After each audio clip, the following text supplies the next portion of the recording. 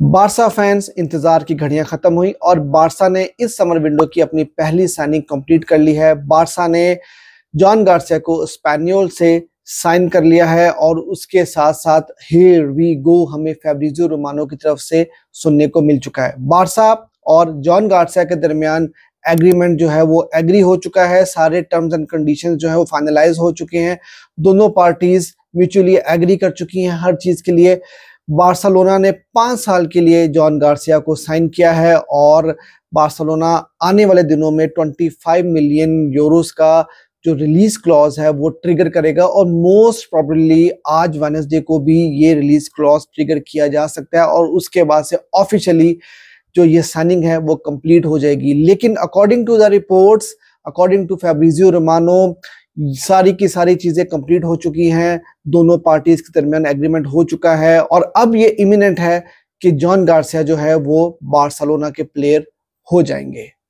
क्योंकि अब इस डील में कोई थर्ड पार्टी जो है वो इन्वॉल्व नहीं हो सकती है, क्योंकि दोनों पार्टीज के दरमियान एग्रीमेंट हो चुका हुआ है। और जो कुछ सोर्सेज ये भी रिपोर्ट कर रहे हैं कि लपोर्ता ने ऑलरेडी कॉन्ट्रैक्ट जो है वो साइन कर दिया है, की वजह से हम ये बात बोल सकते हैं कि ये डील डन हो चुकी है। अब सिर्फ बारसा को 25 मिलियन यूरोस जो है वो पे करने हैं स्पेनियल को और उसके बाद से ये डील डन हो जाएगी। और अब कोई थर्ड क्लब, मतलब जिस तरह से पहले रिपोर्ट किया जा रहा था कि कुछ प्रीमियर लीग के क्लब्स जो हैं वो जॉन गार्सिया को साइन करना चाह रहे थे और उसके अलावा दूसरे क्लब्स भी उनको साइन करना चाह रहे थे, तो अब वो इंटरवीन नहीं कर सकते हैं और अगर वो चाहेंगे भी तो वो जॉन गार्सिया को साइन नहीं कर पाएंगे। और दूसरी बात है कि स्पेनियल के हाथ में अब कुछ भी नहीं है, क्योंकि स्पेनियल को जब बार्सिलोना 25 मिलियन यूरोस पे कर देगी, जो उनका रिलीज क्लॉज है वो ट्रिगर कर देगी, तो उसके बाद से स्पेनियल जो है वो जॉन गार्सिया को नहीं रोक पाएगी और अब ये डील जो है वो आप समझें कि ये ऑलमोस्ट डन हो चुकी है। हाल बार्सिलोना ये सोच रही है कि बार्सिलोना आने वाले दिनों में इस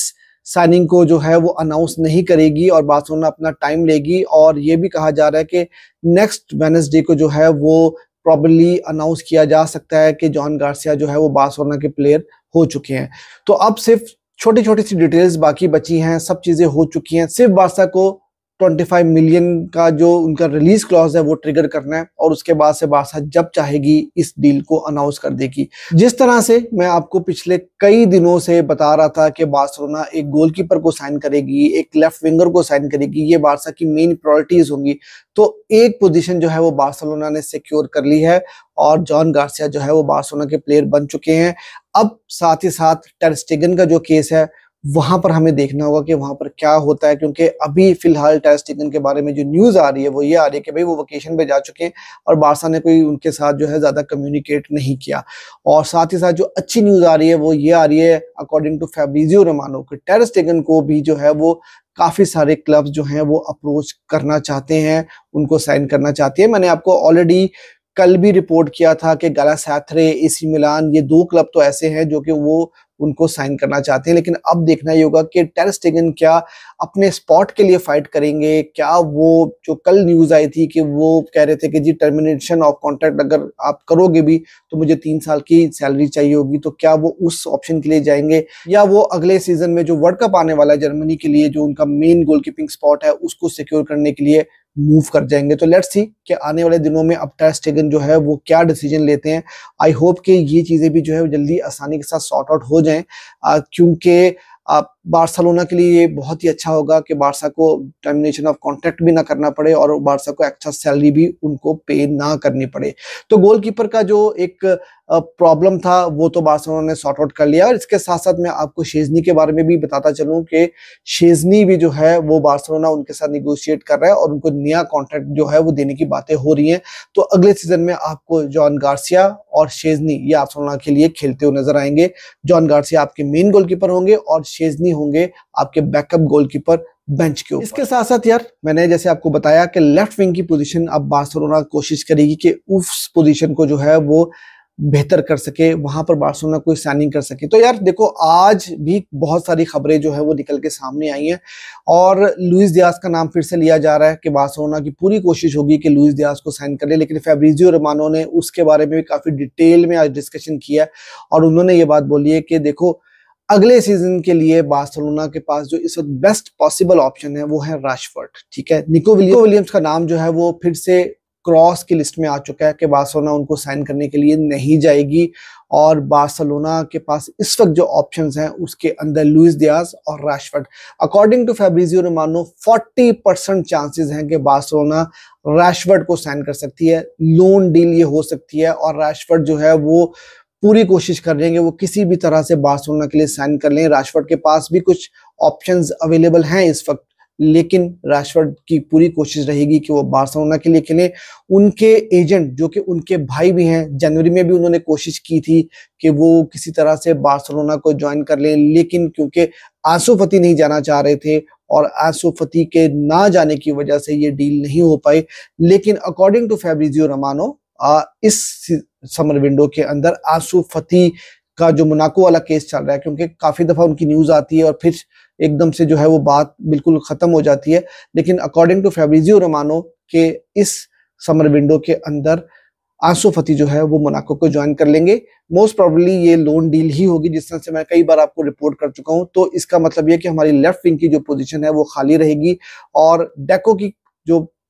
प्रायोरिटी है वो है लुइस डियाज, और Luis Diaz according to Fabrizio Romano it's very difficult. इसकी वजह ये है कि उनकी प्राइस बहुत ज्यादा हाई है और इसी वजह से फैब्रिजियो ने ये बात बोली है कि 40% चांस है कि रैशफोर्ड जो है वो बार्सिलोना को ज्वाइन कर सकते हैं। और साथ ही साथ मैं आपको एक और बड़ी खबर ये भी दे दूं कि बारकोला का नाम भी लिया जा रहा है और लपोर्टा की तरफ से बारकोला का नाम लिया जा रहा है। और मैंने आपको ये बात पहले भी कही थी कि मुझे समझ में नहीं आ रही कि बारकोला पीएसजी छोड़कर जाना चाहते हैं तो बार्सा क्यों नहीं उनके साथ लिंक हो रहा, लेकिन उनकी जो प्राइस है वो भी काफी हैवी प्राइस है। अराउंड 70 मिलियन जो है वो पीएसजी डिमांड करेगी उनकी प्राइस, तो वो भी बार्सा के लिए फिजिबल नहीं होगा। लेकिन यार मुझे अभी भी ये समझ में नहीं आता कि डेको को लुइस डियाज से क्या मतलब उसको क्या निकालना है। लुइस डियाज से आपको एक चीपर ऑप्शन निको विलियम्स मिल रहा था, मुझे समझ में नहीं आता, हो सकता है वो टेक्निकली मुझसे बेहतर ज्यादा चीजें जानते हो, तो वो निको विलियम्स के लिए नहीं जा रहे और वो बारकोला के लिए नहीं जा रहे और उनको लुइस डियाज चाहिए डेको को। तो ठीक है, देखते हैं क्या होता है, लेकिन मैं ये प्रेफर करूंगा, मेरा जो एनालिसिस है, जो मैं समझता हूँ वो ये समझता हूँ लुइस डियाज से बेहतर है कि भाई आप रैशफोर्ड को ले आओ, लोन के ऊपर ले आओ, देखो कि सीजन वो आपका कैसा निकाल के देता है और वो अगर आपका अच्छा सीजन निकाल के दे देता है तो आई थिंक हमारे लिए ये इनफ हो जाएगा, अच्छा हो जाएगा। अगले सीजन में लुइस डियाज वैसे 29 साल के हो जाएंगे, उनकी प्राइस उतनी रहेगी भी नहीं और अगले सीजन में बार्सा उनके लिए जाएगी भी नहीं, तो फिर देखेंगे कि बार्सा कौन सा लेफ्ट विंगर जो है वो मार्केट में जाकर देखेगी। लेकिन फिलहाल मेरे ख्याल से बार्सा के लिए जो बेस्ट ऑप्शन है वो है रैशफोर्ड। अब अगली जो न्यूज है वो क्रिस्टियनसन के बारे में मैं आपको दे देता हूँ। क्रिस्टियनसन के बारे में कल भी काफी डिटेल में मैंने डिस्कशन की थी, लेकिन आज की वीडियो में भी जो है वो ये आपको बताना जरूरी है कि क्रिस्टियनसन जो है वो बार्सा छोड़कर नहीं जाना चाहते। और मेरे ख्याल से ये अगर क्रिस्टियनसन बार्सा छोड़कर नहीं जाएंगे ना तो ये बार्सा के लिए बहुत ही अच्छा रहेगा, क्योंकि मैंने कल काफी डिटेल में एक्सप्लेन किया था कि मैं पर्सनली ये प्रेफर करता हूँ कि क्रिस्टियनसन रुके, क्योंकि और अरोहो के ऊपर ना मैं ज्यादा ट्रस्ट नहीं करता। स्पेशली पिछले 2 सीजन में जो चैंपियंस लीग में हम लोगों को